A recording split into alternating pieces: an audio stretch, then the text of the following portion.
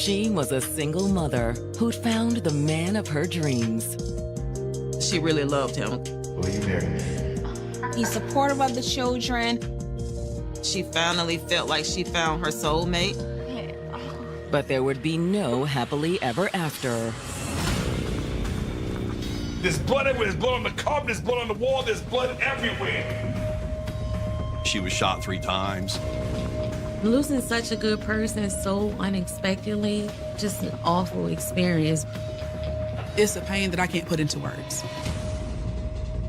The investigation will uncover a mysterious stalker. She said she was scared. Odd stuff was happening. Somebody years old, like chasing her, like following her. It was terrifying. He was obsessed with her. He had photos of her. But it's his identity that's the real shock. Why didn't you tell us? He didn't want to get her in trouble. It just spiraled out of control. And all of a sudden, her life was just taken from us. September 16th, 2018.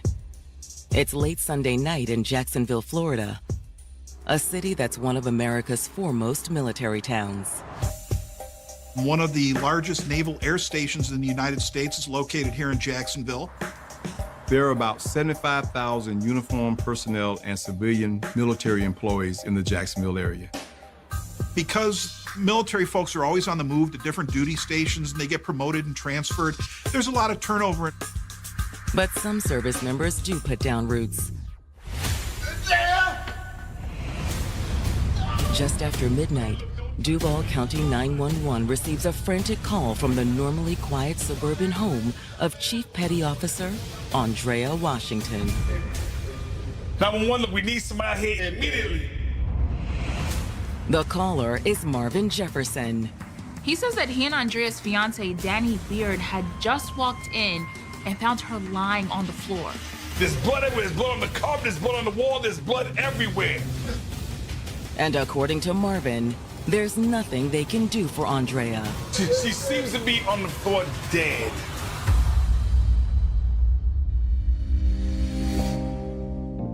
A chief petty officer in the U.S. Navy, leadership came naturally to Andrea Washington. She was the mother of 3 boys.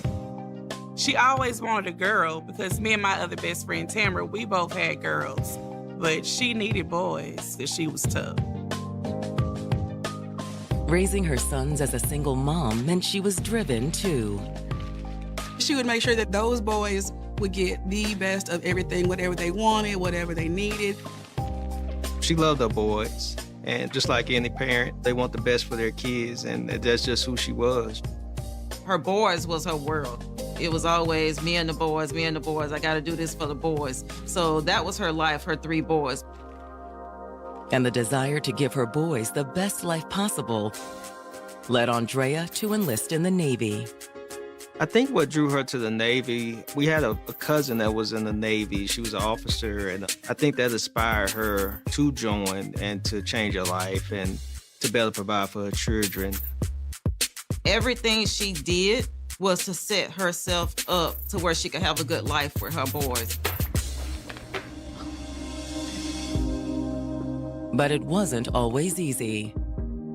Oftentimes, when she was out to sea, she would talk about missing the boys, and it definitely affected her, not being able to be there all the time. She understood that that was something that she had to do, but still, as a mom, it tore her up on the inside to have to be absent from their lives. Everyone, they can't do what we do. And it's not even that our jobs is difficult, it's just a sacrifice that we have to make on a daily basis. We do have to miss birthdays, games, or graduations. She sacrificed so much. That included her personal life. Her focus always was the boys and her career, and then a relationship would always just kind of come after those things. So she didn't place a lot of emphasis on dating or being in a serious relationship. But in 2016, with her son's teenagers, Andrea decided to give internet dating a try and matched with a man named Danny Beard. It's always weird meeting face to face for the first time. Right. Your profile picture definitely doesn't do you justice. After that initial date, Andrea really liked him. She was excited. She said, I met this guy. He's a truck driver. He has his own business.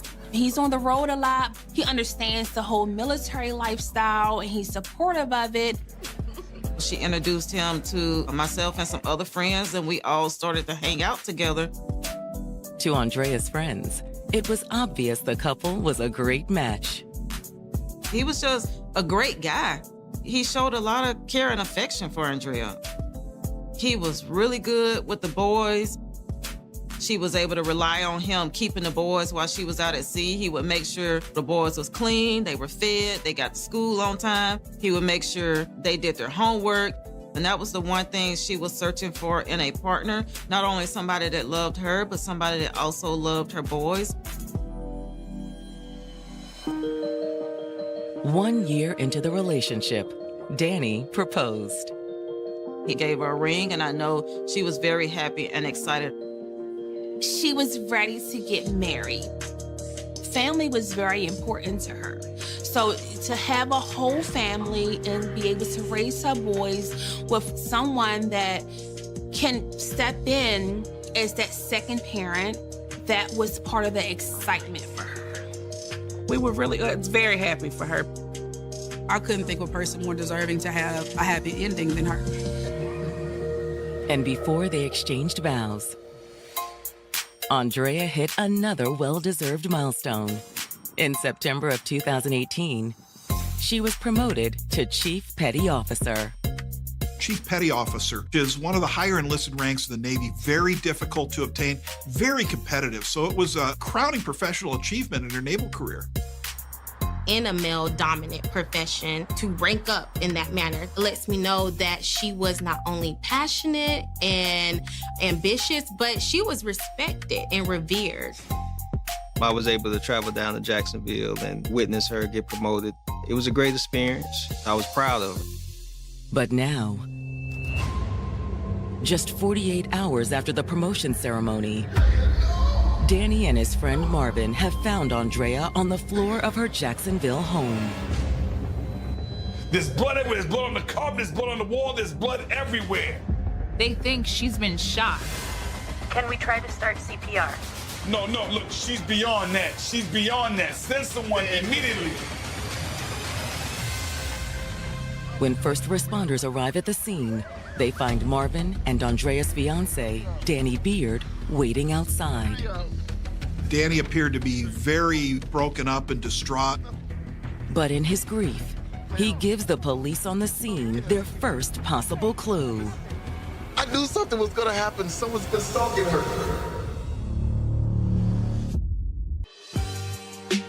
Newly promoted to Chief Petty Officer, Andrea Washington had it all. She was a wonderful mom. She's thriving in her career. She has the support of her boyfriend. She seemed really happy. She was living her best life. Until it all came to a sudden, shocking end. Andrea! No! Her fiance, Danny Beard, and his friend Marvin Jefferson found her dead in her home. They found her laying on the floor in a pool of blood. Send someone, please. We need help, please. And when they get there, paramedics confirm that she is dead. When homicide detectives arrive on the scene, they speak briefly with Danny and Marvin outside the house. So you think someone was stalking her?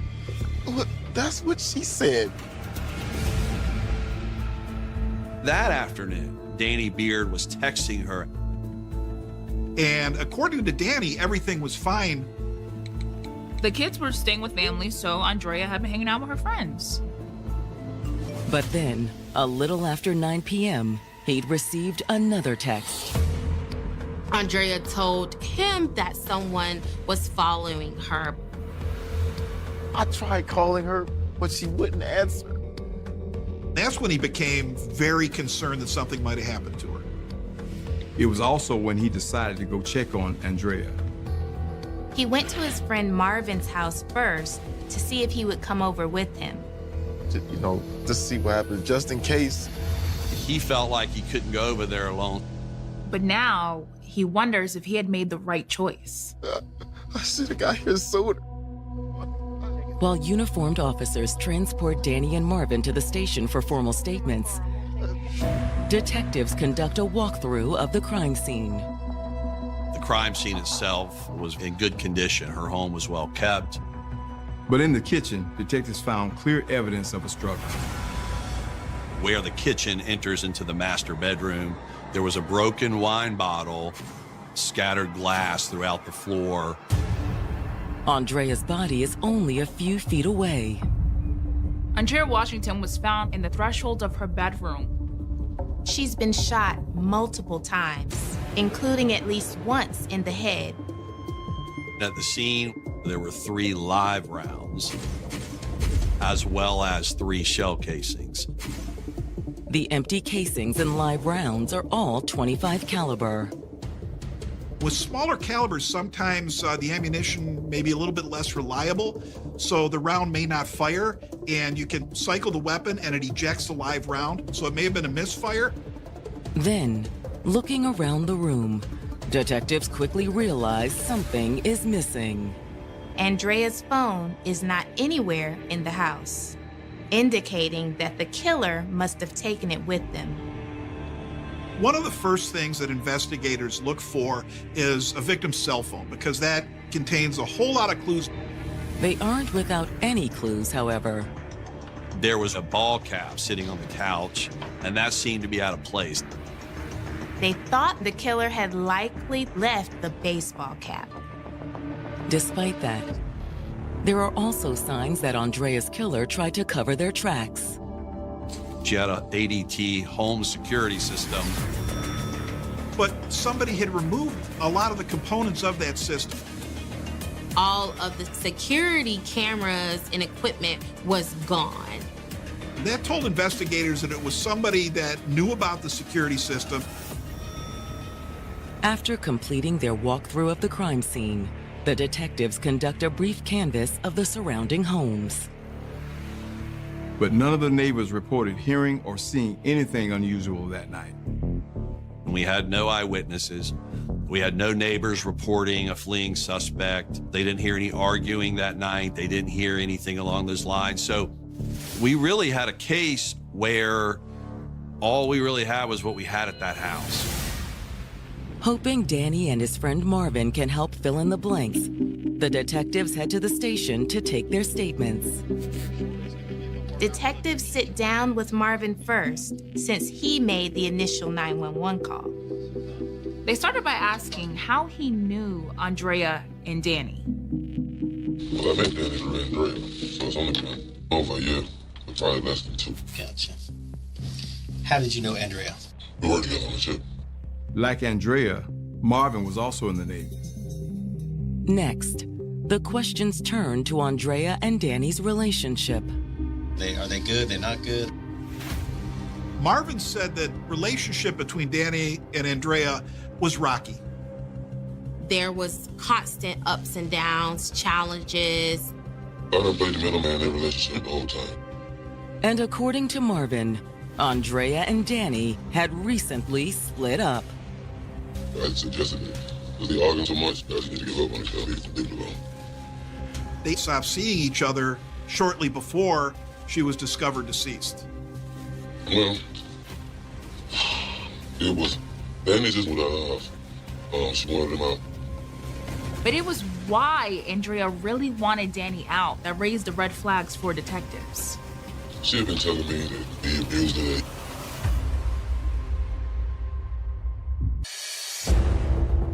Andrea Washington's friend, Marvin Jefferson, has revealed to the detectives investigating her murder that Andrea and her fiancé, Danny Beard, had recently broken up. Andrea told him that she had asked Danny to move out. This was just recently, like almost a little over a week ago. Andrea had alleged that Danny had physically abused her. He pushed her down and kicked in the stomach. and things of that nature. But Marvin says he didn't entirely believe Andrea's story. I called him out on that, and did you do that? And he said no. He also said that there was something about Andrea's story that just didn't quite add up. You got beat you all night. Why you spend the night with him and then wait till the next morning to go to the emergency room? Let's tell him she went to the emergency room. Marvin also says he never witnessed any signs of abuse between the couple. I've never seen any bruises, you know? So I don't know. I mean, I've never seen him, you know? Marvin says he's not sure who to believe. There was something going on, but neither one was giving a full story. However, Marvin does know that Andrea had recently filed a restraining order against Danny. There was a court date scheduled for the day after she was murdered. According to Marvin, that's why Danny came by his place prior to checking on Andrea. You know he couldn't go by himself, he's got a restraining order on him, and he's supposed to go to court. When the questions turned to the night of the murder, Marvin says Danny had spent most of the day at his house. They'd watched some football together earlier in the day. Oh, like the Jets and the Dolphins. Then Danny left to go have dinner with family that evening. But he says Danny had returned a few hours later. He said, I need you to go to Andrea's with. He said, because I think something wrong. What do you mean? He showed Marvin the text that Andrea had sent him. She said she was scared. He said, somebody followed her. Had been following her all day or something. And he told her to call the police. Did she call the police? I don't know, man. He called her back, and she wasn't picking up. And he said it's not like her to not answer the phone whenever you call her. Marvin says he'd agreed to go over to Andrea's with Danny. He goes to the door. He ring the doorbell. Nothing happens, so he's knocking on the door. Boom, boom, boom, boom, boom, boom. Andrea, call her Andrea. Andrea! Still no answer, so he reached down and turns the door, and the door opens. Front door? Front door, it opens, yeah. Andrea!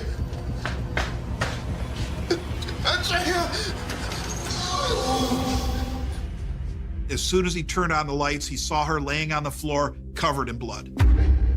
He saw it, and the shock, he turned around, like, oh, no, what failed?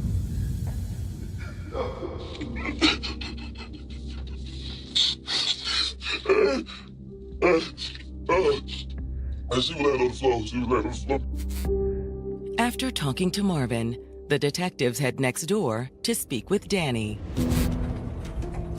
He started by admitting he and Andrea had recently broken up. Danny told the investigators that their relationship was going really well until he lost his job.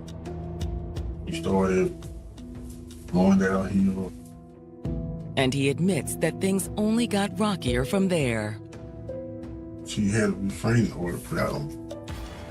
He acknowledged he had the temporary injunction. Was it just hands, or was there any kind of any other allegation? Did you threaten her or anything like that? Yeah, she told him I threatened him. I threatened her. I did this. I did that. But he denied doing any of it. He also says that Andrea paid little mind to the restraining order. You guys still continue to talk? Yeah. Danny had said even after the restraining order was issued, Andrea would often come over to his house. I guess he didn't think the restraining order was for her, too. Right. When the questions turn to that day, Danny's story mirrors Marvin's. Like Marvin had already told them, Danny said the two of them had watched football that afternoon. He had been chatting with Andrea on and off via text message, and then he spent some time with his mom and sisters that evening. While he was there, he'd gotten another text from Andrea. This time about their pending court date. She told me, well, I'm sorry about everything. I know you didn't push me. I know you didn't do this. I know you didn't do that. She said, I'm still in love with you. She said, I just wanted you out of the house. That's why she did all this stuff. Danny was under the impression that Andrea was going to go to court with him and actually push to have the restraining order lifted. But according to Danny, at around 9 that night, the tenor of Andrea's texts had suddenly changed. She said, Danny, please help. Andrea had told him that she was scared. Like, what's wrong?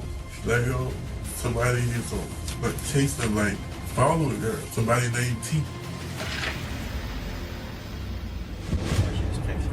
According to Andrea Washington's former fiancé, Danny Beard, she'd reached out to him shortly before her murder with some terrifying news.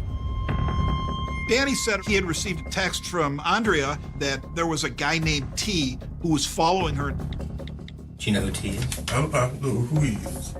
So she texted me, she's like, I need your help. I'm telling her I cannot come over there. With the restraining order in place, he couldn't go to Andrea's house alone. I can come to her house if someone is with me. Which is why he had gone to Marvin's first before heading to Andrea's. I showed him this. I said, I need to go to Andrea to see what's wrong. From Marvin's, they'd rushed over to Andrea's.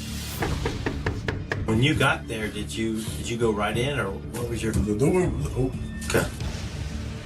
Which wasn't quite what Marvin told the detectives. When you say it's open, was it unlocked or was it ajar? Oh, it's unlocked. Andrea don't never leave the door unlocked. Andrea! But by the time they got there, it was too late.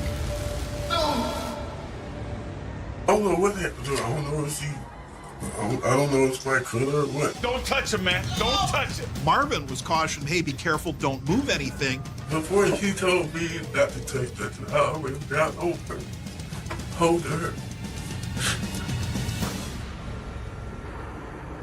Danny said when he saw her, he immediately went over and wrapped her up in his arms.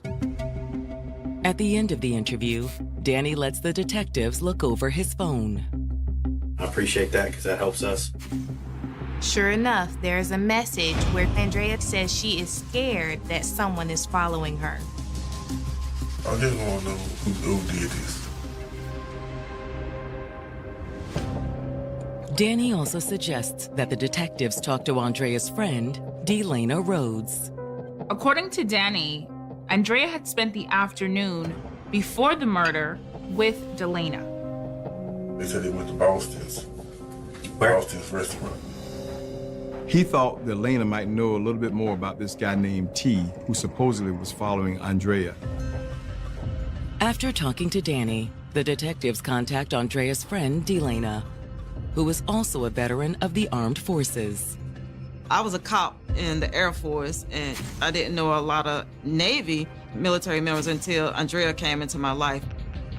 When Delana comes in for an interview, she confirms that she'd been hanging out with Andrea on the afternoon of the murder. She and I had talked the day before about hanging out that day, and I kept my word. I had a very busy job at that time, and sometimes I wouldn't be able to follow through and come when I said I was, but that particular day, something just told me, D, make sure you go and spend the time with Andrea. The women ran a couple of errands, did some shopping.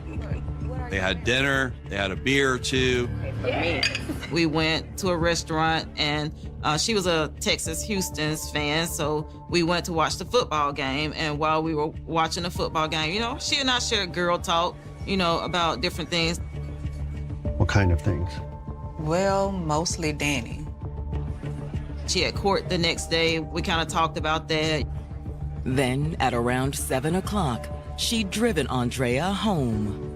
Walked her up to the door, and we kind of hugged each other, saying, hey, I love you. Good luck at court tomorrow. That was the last time I heard from Andrea. She didn't say anything about someone following her? No, why would she? Danny had said that she had texted him about it. He's lying. Elena said there was definitely no indication that anybody was following her. If someone had been following Andrea, Delana says she wouldn't call Danny for help. Andrea knew I was law enforcement my whole military career. She was scared. I was 10 minutes away from her. I literally lived 10 minutes away. She would have called me. But she would have called Danny? No way. Whatever had happened, he was connected to it. I didn't know at that time if he had did it or if he had had someone else to do it, but I knew he was connected. No. Andrea Washington's friend, Delana Rhodes, has told detectives she's certain Andrea's former fiance, Danny Beard, was behind the shooting that killed the 37-year-old chief petty officer. He had murdered her. No one else would have had a reason to do anything to hurt Andrea. She also says that the only person harassing Andrea that day was Danny. The friend told us when we were at the bar, Danny Beard was texting her, asking to get back with her. Asking, you know, where she at, what she doing, those type of things. Despite her stance that she wanted to be left alone, he wouldn't take no for an answer. But did he threaten her at all? Not that she said. She was just annoyed more than anything else. And by the time she dropped Andrea off, she was over it. Delana goes on to explain how Andrea and Danny's relationship had come unraveled. She started to realize he was telling lies about some things, like his job, the type of money he was making on his jobs. And I think once she started to realize that he was not being honest with her, she started to have some feelings of, is this the right person? Delana also said, at around about that same time, strange things started to happen. One night, somebody had left a threatening note at the door saying that they were going to do something violent to them. And soon after that, someone had broken into the house and ransacked it. Andrea didn't understand why someone would be doing those things. In fact, Delana says Andrea became so concerned that she hired a private investigator. They dusted for fingerprints, didn't find any other fingerprints outside of her kids and Danny. According to Delana, that's when Andrea started to suspect Danny.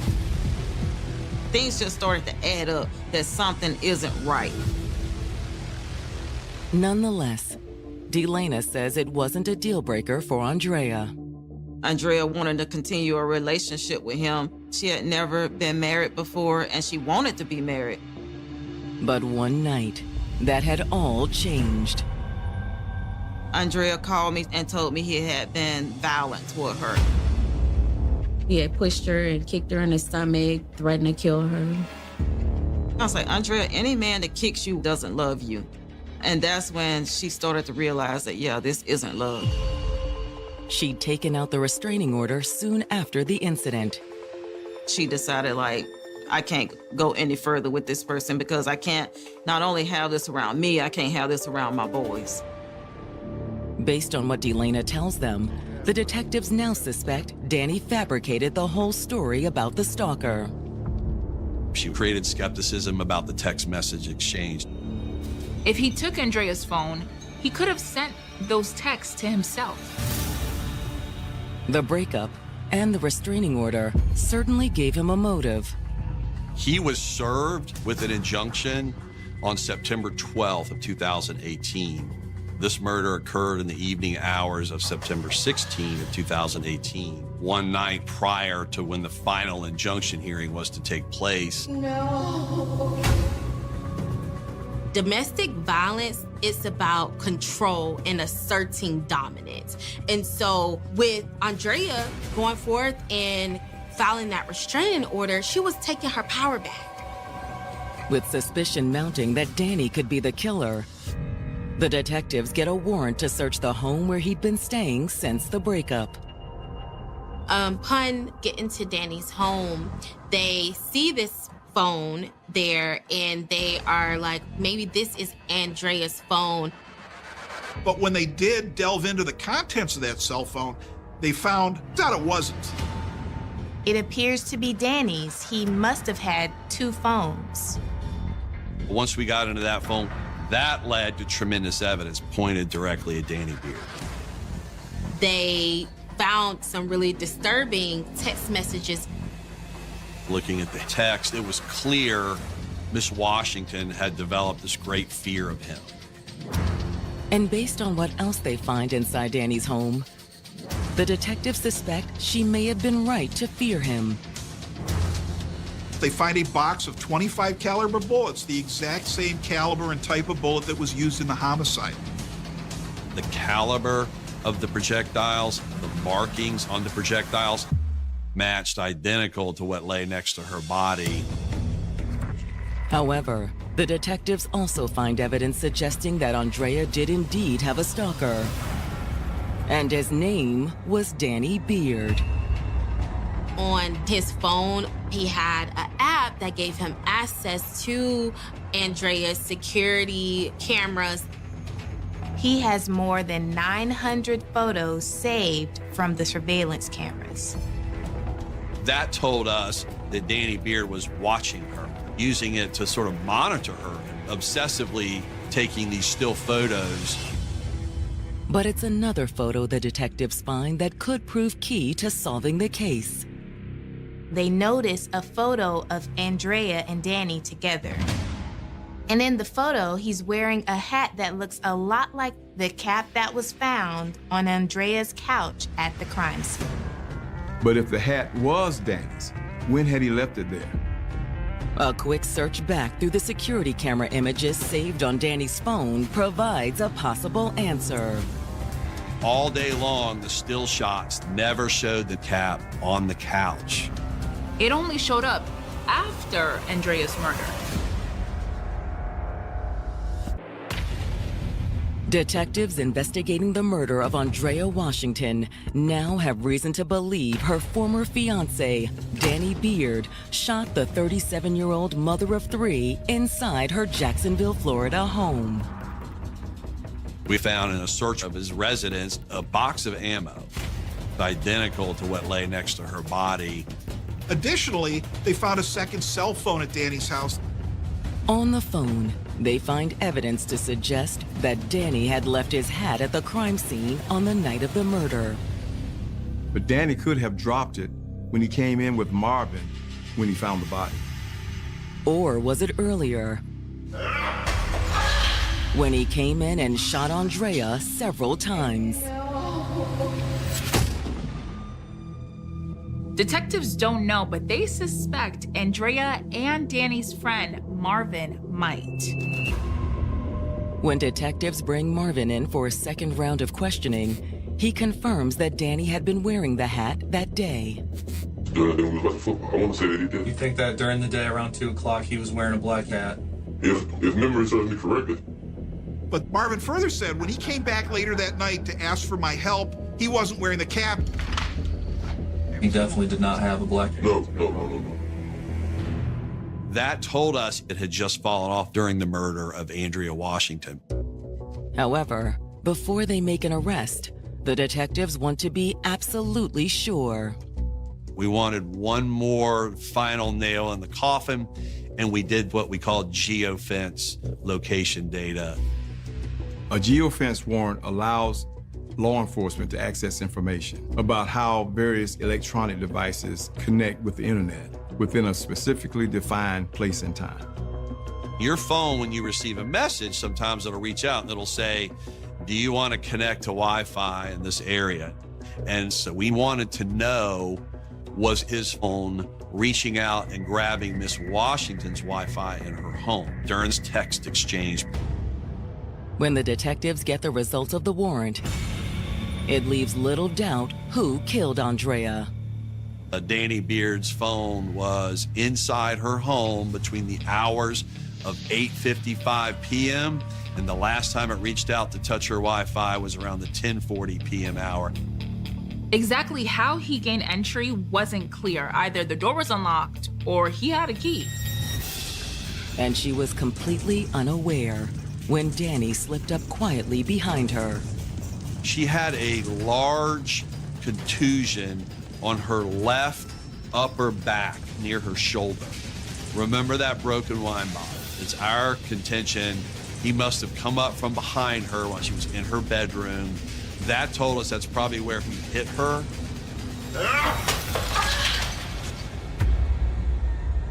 She started to flee out of the bedroom, and he shot her. She dropped after the first gunshot. Then, Danny crossed to where she lay bleeding in the doorway. Daddy, no. The gun probably jammed at some point while he was doing this, which would explain the unfired round recovered at the crime scene. He shot her twice more in the head. Once Andrea was dead, Danny had carried out the rest of his plan. He must have killed her and stood there right next to her, using his phone and her phone to text back and forth to make it look like she was summoning him over. He also concocted this whole story about how there was someone supposedly following her. It was a very blatant and obvious attempt to cover his tracks. Before fleeing the scene, Danny also removed Andrea's security cameras. Then he disposed of the phone before going over to Marvin's house for help. It was all about establishing an alibi. The suspect in this case really went to extreme lengths to cover his tracks. But it was all for nothing. On December 7th, the detectives placed Danny Beard under arrest for murder. I feel a sense of relief because the truth is finally gonna come out. That's one of the things that I struggled with. Like, why didn't she tell me? I think maybe there was a part of her that didn't want to burden anyone with this information. Anything that's going on in her life, she's not the one to be like, hey, this is what's happening. She like to keep everything internal. The question is, will Danny talk when the detectives sit down with him after his arrest? I didn't do this. You did do this, Danny. No, I didn't. He was bent on denial and denying that he had involvement in the homicide of Andrea. But as his trial date approaches, it becomes clear that Danny and his attorneys can see that the odds are stacked against them. They came to us and said, would the family be interested in a disposition in this case? He'll admit guilt, he'll plead guilty. The prosecutor saw the advantages in making a deal. Andrea's family also consents. They simply wanted the defendant to be held accountable. In June of 2023, almost 5 years after he killed Andrea, Danny pleads guilty to murder. He apologized, but it didn't seem genuine. That was something that he clearly just read and felt obligated to do because he took that plea deal. He never showed remorse. He had a smirk on his face. The judge sentences Danny to 30 years in prison. He was in his early 40s, so after he serves his prison term, if he makes it out of prison, he's going to be an elderly man. And we felt that plea accomplished a lot of goals. But no punishment can take away the pain of Andrea's loved ones, especially her children's. It's been tough. They lost their mother at a young age. So I think it was a challenge for them and probably continue to be a challenge as they navigate through life. I pray that the boys know that their mom loved them more than anything. In the interim, Andrea's friends and family have done everything they can to preserve her memory, not just for her sons, but for others as well. It's extremely important to continue to keep her name alive so that this don't happen to somebody else. I think it's important that her story is shared, primarily because when it comes to domestic violence, my biggest thing was just getting people to hear my side. I want this abuse to stop. It's just, enough is enough. He's got a towel just kind of covering his mouth that's secured by duct tape, and he's handcuffed.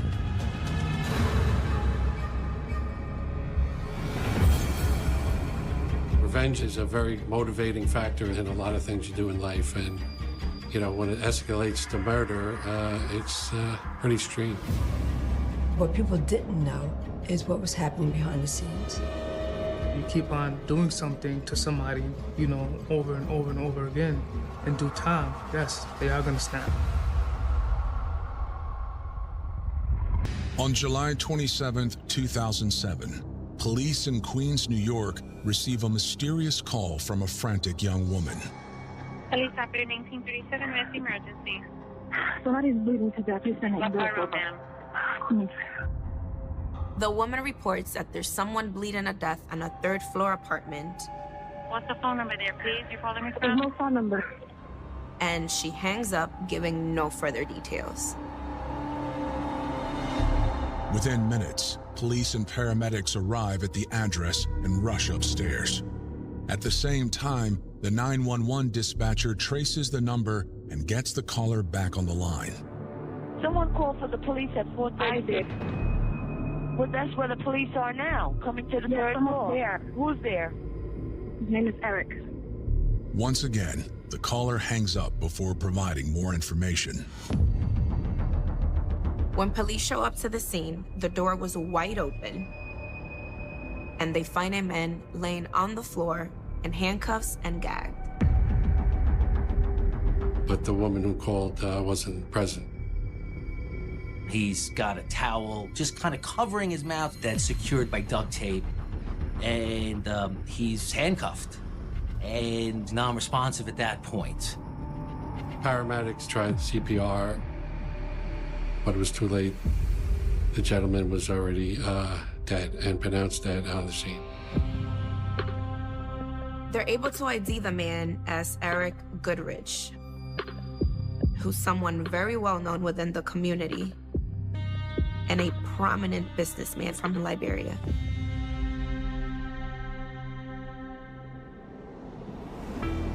Eric Goodrich was born and raised in Liberia, but in his 20s, he left to start a new life in America with his girlfriend, Lucy Ann Harris, and her children. Eric and Lucy migrated to the United States from Liberia with the two boys and settled down in the Staten Island area of New York, where there's a large population of Liberians. Eric worked hard to get ahead. By the early 1980s, he was running a successful limousine service and an import-export company. He and Lucy also added 4 more children to their family. Unfortunately, the good times wouldn't last. Despite how successful Eric was at providing for his family, his relationship with Lucy had its dark side. Because not long after the youngest child was born, he started a relationship and left the family for another woman. Lucy struggled to raise the children on her own. And in 1983, she made a decision that changed all of their lives. Lucy went to her grandfather's funeral in Liberia. Mom left when I was 2, and she left on a laissez-passer, which is a cheaper form of a passport, and she didn't get her green card or her citizenship when she was here. So she wasn't allowed to come back, even though she had 6 children here. The children basically bounced around to various foster homes till Eric came and took them in. So my very first memory is I was in foster care, and I would remember being on top of a bunk bed. I remember looking down and somebody was saying, "You're going to your new home." I was going back to my dad. Eric's new wife became the children's stepmother, but work continued to pull him away. Growing up as a kid, I just knew that my dad had a lot of money. He was well off. You know, he had a travel agency, import-export company, record studio. He did fairly well. He was an entrepreneur. He had like a limousine company, a real estate, but he just traveled a lot. Also secretive, very secretive. A lot of things that was just swept under the rug. But he did have a lot of people that loved him. You know, he did a lot for people. In 1990, Eric returned to his home country to take a job with the Liberian Ministry of Transport, while the kids stayed with their stepmom in the States. When his temporary gig extended for months, his family once again fell apart. At some point, my stepmother got tired of him and divorced him, and then she didn't want to take care of us, which is understandable. I don't blame her either. And she sent us to his family. So that's when we moved to Providence, Rhode Island to live with my aunt and grandmother, which is his sister and mother. But they were mad because Eric left us in their care, and they had to take care of us, and he wasn't giving them money to take care of us. In February 1994, the children got the chance to reunite with their birth mother in Liberia. I didn't see her again until I was 12, and that's when my paternal family sent me and my brothers back to Liberia. My initial impression of Liberia was culture shock. They were going through a civil war at the time. But the love that we got from my mother first meeting her seemed very genuine. It was something that we didn't get from my grandparents and aunt. And it only lasted for about a week, 2 weeks. After that, things changed pretty quick. The warm reception devolved into what the kids describe as being mostly ignored, as if they were an imposition. The kids saw their father, Eric, occasionally. Then in April 1996, the Civil War got even more dangerous. It was scary. It was scary. Like, at one point, we would sit out on the porch at night and see the bullets whizzing by. It was like firecrackers. And then every day worrying, is your family going to be next? Because all people talked about was the rebels. In 1996, my mother somehow was able to get our documents that we were American citizens, and we got airlifted back here. Over the following decade, Eric traveled back and forth between the States and Liberia and remained distant from the kids. But in the summer of 2007, things changed when he was diagnosed with cancer. His health started declining, so he came back to the U.S. in 2007 to seek better medical treatment. Once he realized his cancer might be terminal, Eric decided to reconcile with his children. Now, at 55 years old, Eric has been found dead in a New York apartment, and police are beginning their investigation. There's things that you look at first. Obviously, it's important that the door was left open. You have somebody gagged and bound. Your first thought would be a robbery, a home invasion. But why would a home invader call 911 to report the crime? If somebody would call 911 and tell you somebody's bleeding, more often than not, that person would stay and greet the police when you got there. So given the fact that nobody was there except for Eric, you would have to think that whoever called 911 is the person that was somehow involved in this murder. After investigators secure the crime scene where Eric Goodridge was killed, they conduct a search of the apartment. A closer look at Eric's body reveals that he was tortured. Detectives didn't see a lot of blood. The first notice was some small amount of blood around the groin area. Upon further inspection, they noticed that his penis was cut off. The police found a scalpel not too far from the body, and it was determined that that was the weapon used. However, as traumatic as that must have been, it wasn't how he died. Eric was found with a towel that was jammed down his throat and then duct taped around the rest of his face, leaving his nose exposed and his eyes. This usually indicates that the person wasn't trying to kill them because they were leaving their nose open so that they could breathe.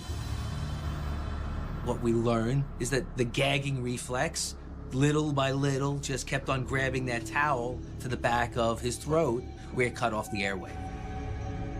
So even though someone looking at him might say he can breathe, his nostrils are exposed, ultimately after the struggle, the towel went to the back of his throat, which cut off that airway to his nostrils.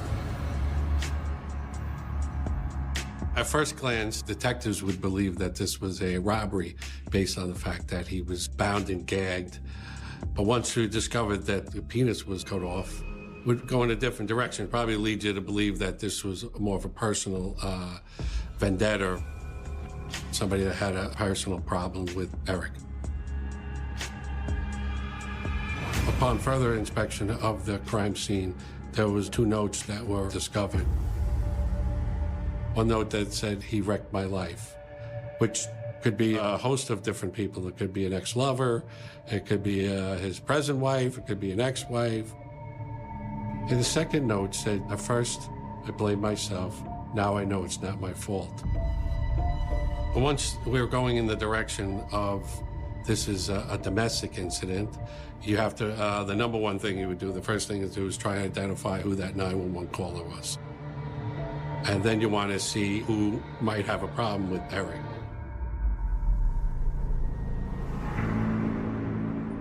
Looking for answers, dispatchers once again called the woman who originally called 911. Hello? Yes, hi. This is New York City Police Department. Someone called for the police? Yeah. The woman identifies herself as Bridget Harris. And who is Eric?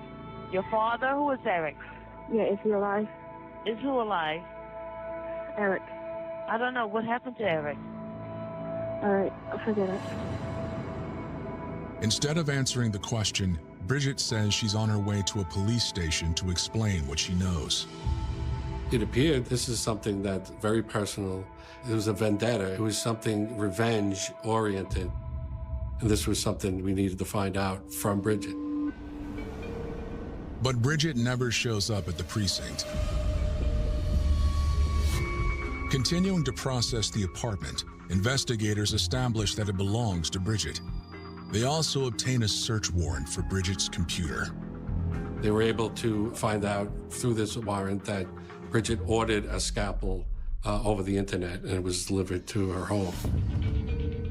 The fact that somebody ordered days in advance the scalpel is the biggest indicator that it's something that was premeditated and thought out. We also found on the computer that Bridget had Googled the Lorraine Bobbitt case. In 1993, Lorena Bobbitt famously castrated her husband, John Bobbitt, then called 911 and confessed what she'd done. John survived the attack. Bridget went online and researched what happens if you cut off someone's penis, and that the results that they got is that the blood would coagulate and you don't die. Bridget's computer reveals something else as well, a video confession recorded 2 days before her father died. She went and made a video about what she was going to do, but asking everyone to not judge her until they knew everything.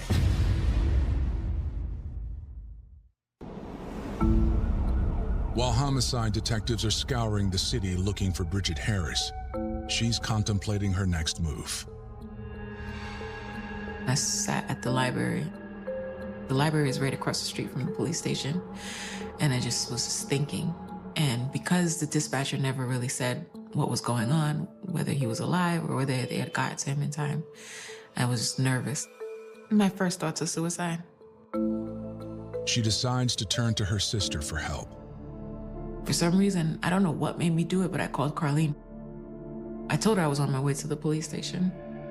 And she said, don't go in, because I won't see you again. And I did not expect her to say that. I didn't expect her to support me at all. Carlene picked me up, took me to Staten Island, and then realized what my full plan was, and then called the ambulance for me and had me checked in. Bridget is admitted to the psychiatric ward of the Richmond University Medical Center and placed on suicide watch. Bridget's sister contacts attorney Arthur Aidala through a mutual friend, and he agrees to meet with Bridget.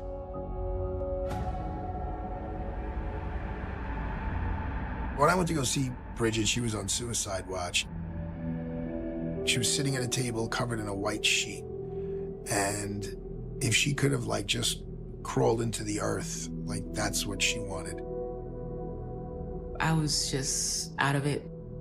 I was started on a regimen of pills that very first night, and I had never been on any kind of mental pills either. So I had sleeping pills, anti-anxiety pills, antidepressant pills.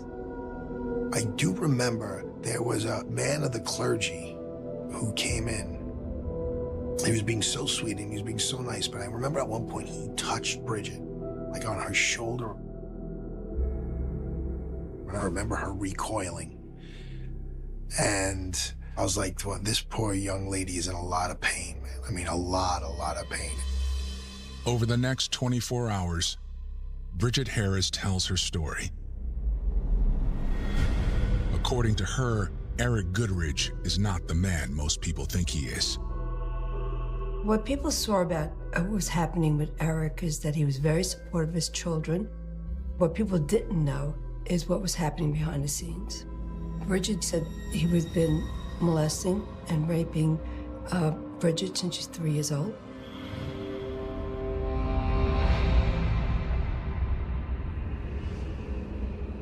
My first memory of the abuse by Eric was in the guest bedroom of the house in Long Island.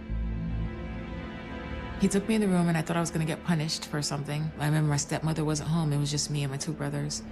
And he took my clothes off, got on top of me, and of course I was 3. I didn't know what was happening. I just knew he was hurting me. People say, why didn't you tell someone?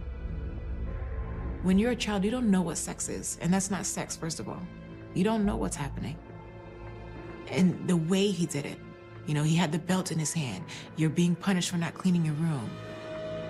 She was so young, she could not know how to process the trauma. You only know what you know in your family, so you don't know what the rest of the world looks like and what's expected of you as a child.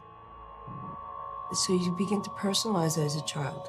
Is what am I doing for him to do these things to me? Bridget says the abuse continued throughout her childhood, becoming more violent over time. I remember talking about a time when she was washing the dishes and she broke a dish, and her father took a switch of, a stick and beat her on her arm until it bled. If she told someone, they then moved to somewhere else and it happened again. My sister, Carlene, she never wanted to talk about it. I know we were both abused by him, but every time we brought it up, she, changed the subject or didn't want to talk about it. Nobody believed her. The community validated him as being such a good person that they kept believing that Bridget was making up stories about him and didn't want to see the fact that he was behind closed doors. He was a different person. He was a monster. I feel like I could have gone to more people, to be honest, but for that to have happened, I would have had to have more support. I would have had to have more trust in people. I would have had to have seen him gotten in trouble, to see him get away with it each and every time, and nobody really doing anything. That's why I just stopped talking about it. After Bridget and her siblings returned to the States in 1996, the well-connected Eric traveled back and forth between the 2 countries, sometimes taking Bridget with him. He took me back in 1997 by myself, without my brothers. So I was living with him for about a year, and the abuse got out of control. Like, he just didn't care anymore. Because I knew there's no law over there. He's gonna be able to do whatever he wants. I knew nobody was gonna stop him. She says she endured the abuse until she was 18 years old. It was a very horrible one. I think that was the straw that broke the camel's back. I didn't just lay there this time. I fought him off. And he was actually shocked. He was like, "What's wrong with you?" You thought there was something wrong with me for saying no.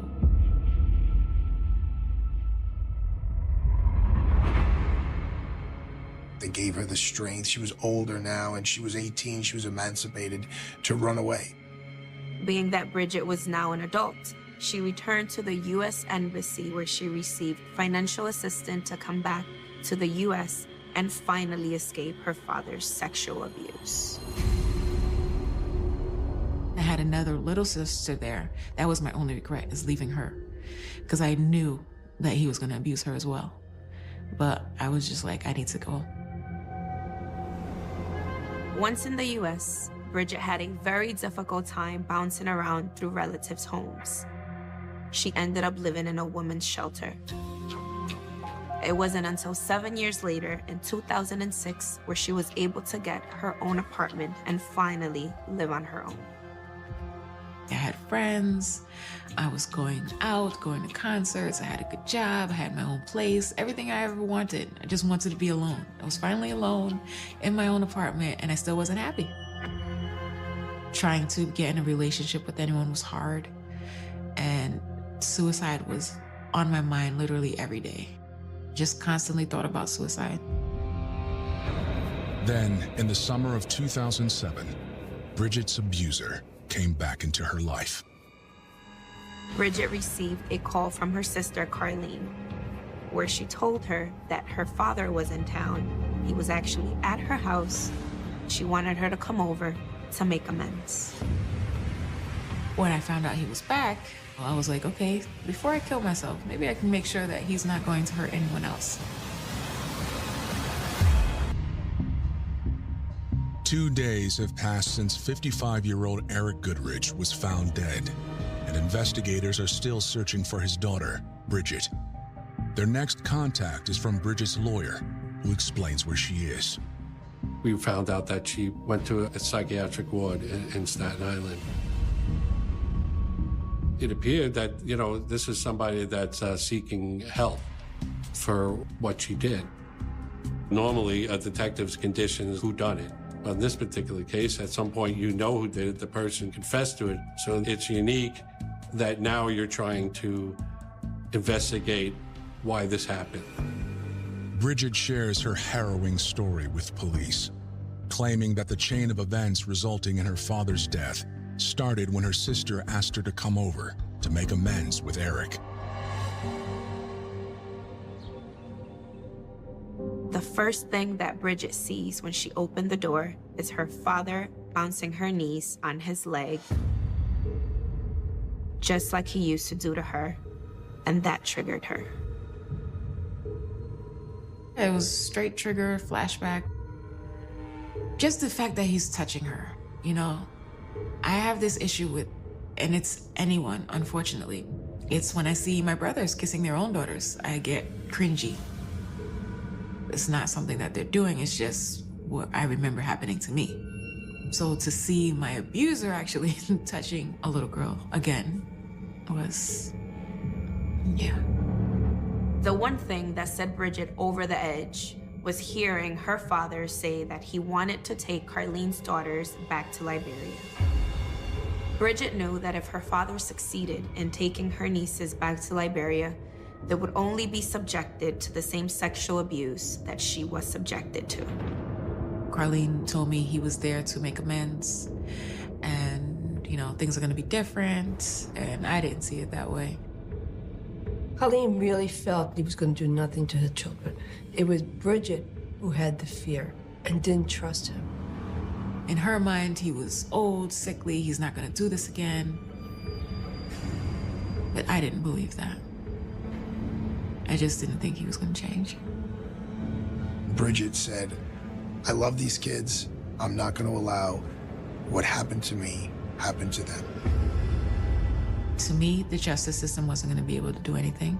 And I had already gone the route of trying to tell his family, and that didn't go anywhere. According to Bridget, she didn't want to kill Eric, just prevent him from abusing anyone else. That's where the research and the idea started over those next number of weeks, where she started doing research about what would happen to her father if she did this. Would he die? Would he not? And the research all showed that he shouldn't die from that injury. And then she started to take steps and order the necessary equipment, a scalpel. Now, she needed to get access to Eric. I convinced him to come to my place and talk about it. I printed out some things that I was going to talk to him about. The psychological damages that kids who suffer from abuse go through, thinking we were actually going to have this talk. And then that was the backup plan. Like, if he didn't, say he was going to change or stop, then I was going to stop him.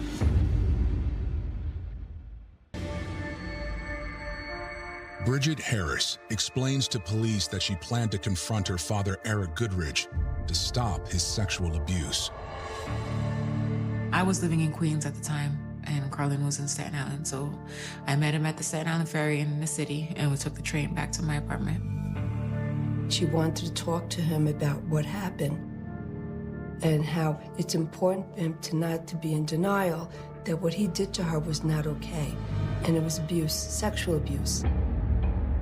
At that point, he got very angry at Bridget and started telling her, you know, you're making stories up. Automatically, he starts with the same lies. That's not how it happened, you're remembering it wrong. But I know what he did. You know, there's a lot of girls out there who know what he did. There's family members out there who know what he did. The more he was denying what happened, the more she felt she had to do something. So I'm like, he's definitely not changing. This is worthless.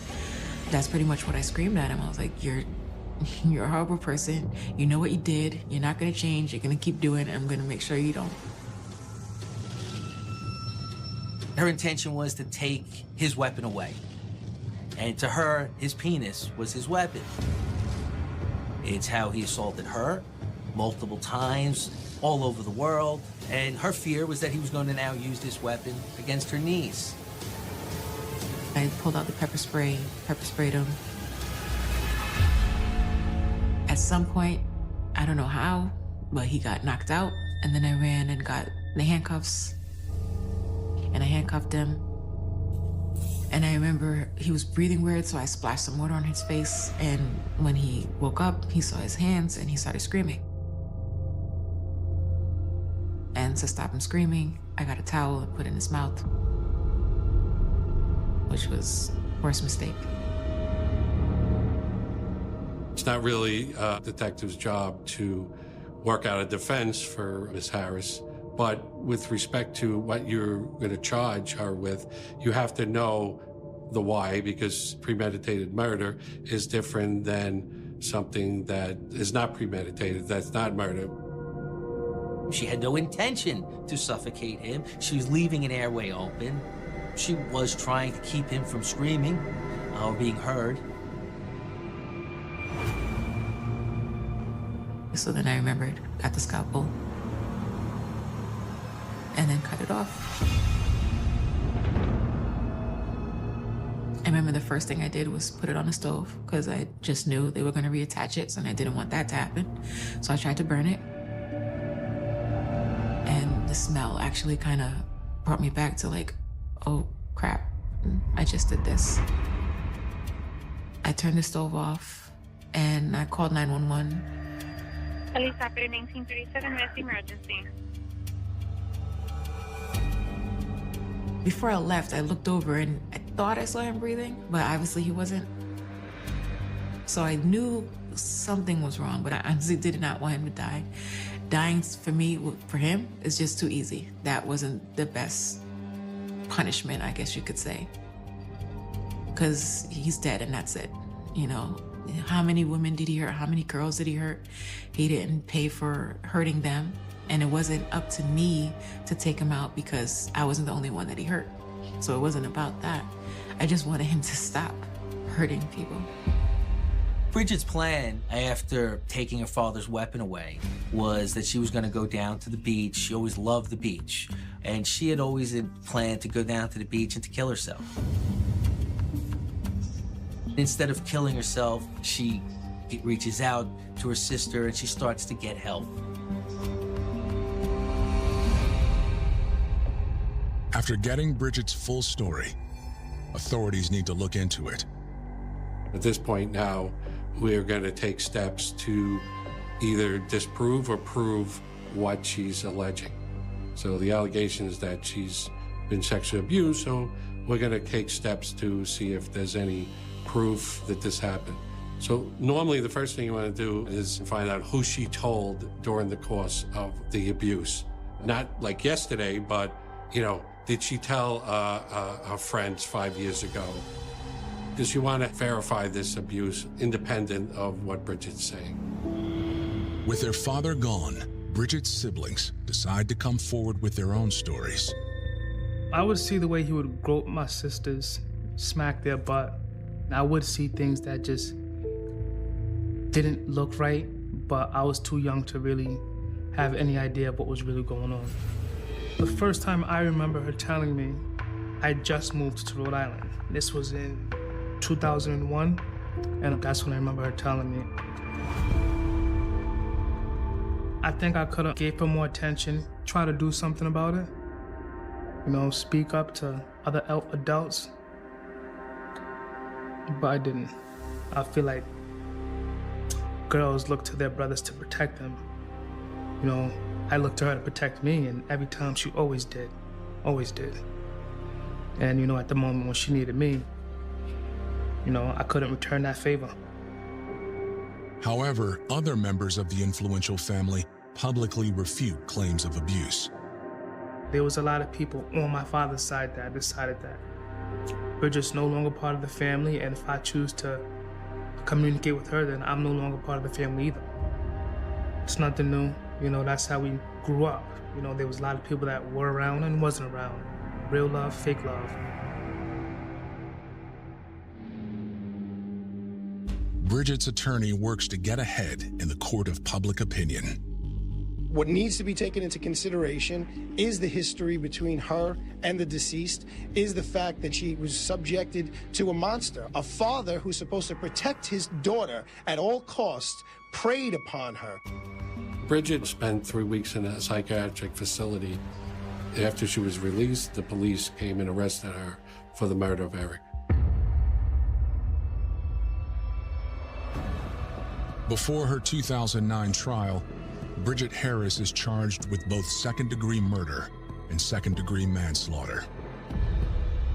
We were able to get the judge to charge manslaughter in the second degree as a reckless act, and that this towel was a reckless act. I don't know if Bridget ever expressed remorse, but she did make clear that she knew what she did was wrong. And she did make clear that she was willing to accept punishment, just not excessive punishment. Bridget had the opportunity to plead guilty in this case to a lesser sentence and a lesser charge, and she had turned that down. And I remember the look on her face, really thinking about it and saying, no, I have to tell my story. I'm going to take that chance.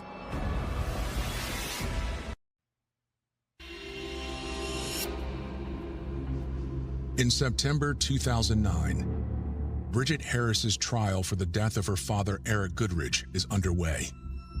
Her attorneys hope the jury will be able to look past what happened and understand why. Obviously, the evidence of a premeditation was here for someone who had no psychiatric history, right? She thought about this, she made a plan, she made a video, she said, this is what I'm going to do, and then she followed through on it. What this case boiled down to is, what does it all mean? What was going on in her head? How was she impacted by all the prior years of abuse and the recent events as her father came back into her life? It wasn't if she did it. It wasn't even really so much why she did it. It was just, can we crawl into that jury box? Can we convince 12 people that justice is not putting her in jail? My biggest thing was just getting people to hear my side, get the facts, because you're gonna judge. I know you're gonna judge, but just get the facts. On September 21st, 2009, Bridget Harris takes the stand in her own defense. So she's telling the world about the most personal, horrible things that happened to her. We summarized the abuse that started at 3, which was horrible, and went all the way until she was 18. Remember, the line I kept saying is, I wish I could stop there, folks, but I can't, because there's more. Bridget finds the strength to testify about the most traumatic experiences anyone could imagine and what it did to her. I didn't have the names for it, depression, anxiety, PTSD. I was definitely helpless. I felt that what was the point to living? Yeah. I'm glad you didn't kill yourself. Me too. The prosecution here never really disputed the abuse. We were fortunate in that respect. They acknowledged that Bridget was credible, was being truthful about the abuse that she suffered. What'd the prosecutor do? She did the smartest thing she could do. She basically stood there and she's saying, on this date, on this time, did you intend to cut off your father's penis? Yes. Would you consider that to be seriously physically injuring him? Yes. And you gagged him, right? Yes. And then he died? Yes. And those are all the elements of manslaughter in the first degree? Yes. So now you have this woman charged with murder, just admitted that she satisfied all of the elements at the very least of manslaughter in the first degree. The jury deliberates for less than 3 hours. When they said there's a verdict, my heart was pounding. And I have the verdict sheet right in front of me that the jurors have. How do you find the defendant, Bridget Harris, on the first count of murder in the second degree? Not guilty, I check it off. How do you find the defendant, Bridget Harris, in the second count of manslaughter in the first degree? They had found her not guilty of murder in the second degree. They had found her not guilty of manslaughter in the first degree, which was also an intentional act. So this was definitely a victory. Instead, the jury finds Bridget guilty on the lesser charge of second-degree manslaughter, the unintentional killing of someone without legal justification. The real unique part is, I believe it was 9 jurors, 9 of the 12, came to the sentencing and sat right in the front row so that the judge could see them. They had already written letters to the judge asking for no jail. Please don't sentence her to any more jail, just let her go. But Judge Cooperman decided to sentence her to the maximum that he was allowed to under the law, which was a minimum of 5 years and a maximum of 15. And what that meant is that Bridget would come up for parole after 5 years. I was relieved for it to be over, happy that it wasn't as horrible as I thought it was gonna be, and just hopeful for the future, thinking, okay, the secret's out, now I can start healing. Maybe I can have a future, maybe I can be happy. And then the jury too, just the fact that the jury was on my side, I didn't expect people to be on my side at all. At all. When she finally came home 5 years later, I was excited. We took the drive to Brooklyn to go and get her. It was just good to have her back. Bridget, to this day, has been a productive, functioning member of society. And it's great to see that she's now reaching the potential that she should have been able to reach when she was a little girl.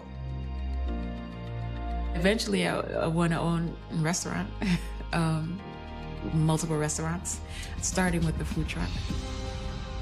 But more importantly, what I'm working on right now is writing my memoirs, getting everything down, because I do want to advocate for survivors of abuse. I want it to end. I want to break the cycle. I think that what happened to Bridget is something that is important for us to learn from, because I think that when children say they're being hurt, we should listen. This story is tragic and very heartbreaking, but it is more common than we think. Child sexual abuse is a global issue. We need to protect our children. I want people to be comfortable telling my advice to anyone this is happening to. Don't wait. And I know it's hard because how people judge and what people say, but if you know what's happening to you, you have to tell someone. And not just someone, you have to keep telling as much people as you can, because they're gonna keep doing it. And that's why they keep doing it, because they know you're afraid and they know people won't believe, so they take advantage of that. So telling is the only option. I want this abuse to stop. It's just, enough is enough. Feel the